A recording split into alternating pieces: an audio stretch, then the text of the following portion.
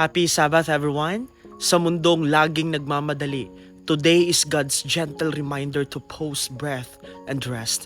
Ang Sabbath is not just about stopping our work, it's about realigning our hearts with the one who gives meaning to our work.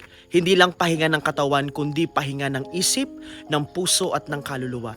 Alam mo ba sa Genesis, unang araw na binasbasan ng Diyos ay hindi tao, kundi oras ang Sabbath. Ibig sabihin, bago pa tayo mapagod, inihanda na ng Diyos ang pahinga. Kaya ang tanong ko sa iyo ngayon, kailan ka huling tunay na nagpahinga kasama ang Diyos?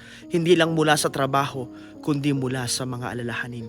God didn't design the Sabbath because we were tired. He designed it so we wouldn't forget who sustains us. So this Sabbath, let's prioritize rest over rush, presence over pressure, and worship over worry. May this holy time reminds us that we are loved not because of what we do, but because we belong to God. Once again, happy Sabbath, rest well, worship deeply, trust God completely.